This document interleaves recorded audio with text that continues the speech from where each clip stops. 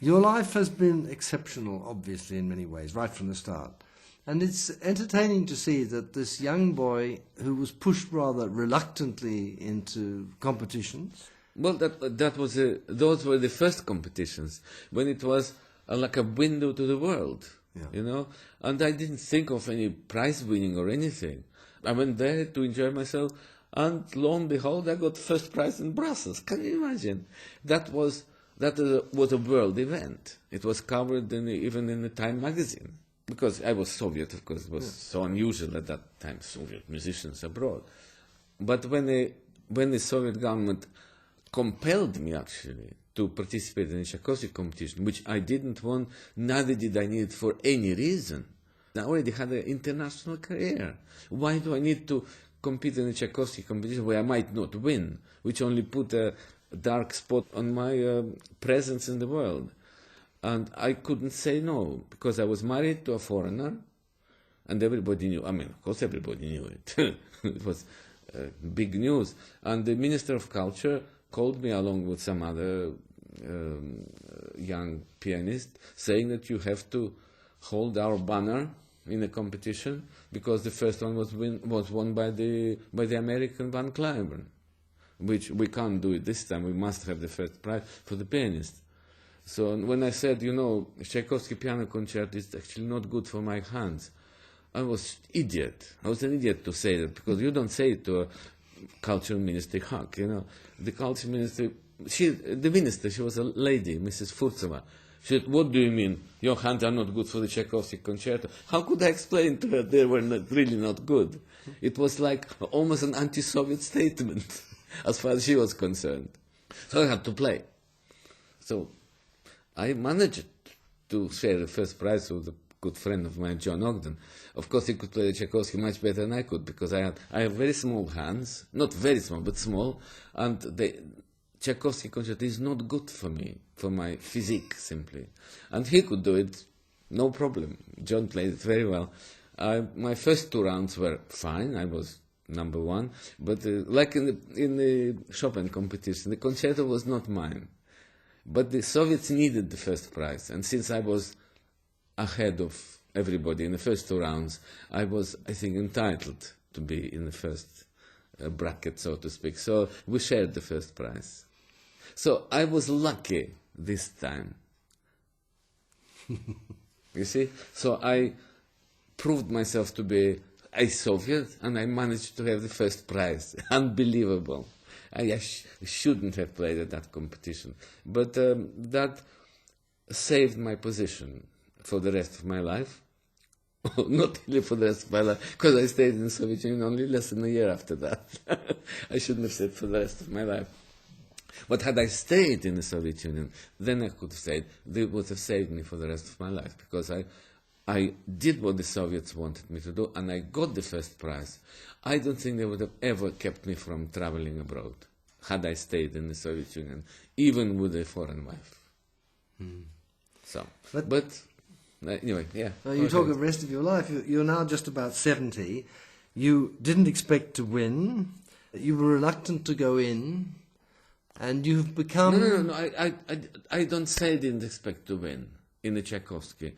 It was extremely difficult to think to win. I wanted to win because that would save my life, of course. Because I got married to a foreigner. I was denounced by the Soviets in '58, as I explained to you.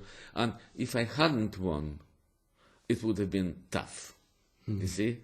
So that is the problem. I knew that I had to win, and that's not a good feeling, you see? That's terrible.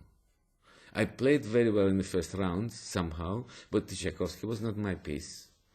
I was lucky that I got the first prize. I'm lucky.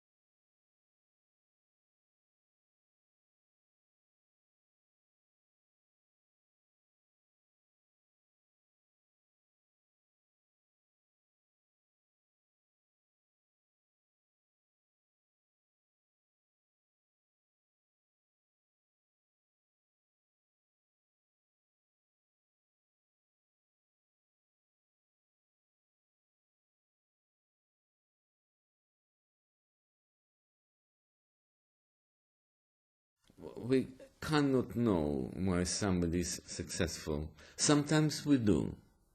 Sometimes somebody is successful for no reason, and sometimes somebody who should be successful is not, and we can't do anything about it. And it's even difficult sometimes to evaluate properly why this is the case. Now, how can I say that I'm successful because I'm worth it? I have no idea. Maybe to some degree, yes, but maybe I could have had much lower success, much less success, or maybe almost not at all. But I would always be happy to make music, that I know. But otherwise, if you have this success, you can always say, well, I'm grateful for it. Not that I deserved. Who knows who deserves what? Yes. You know? I only think I worked always, I think it was my calling to be a musician. I feel it, always felt in my veins. I devoted everything, all my time and effort to what I do. It produced something that maybe sometimes it's worthwhile what I produced, maybe sometimes not.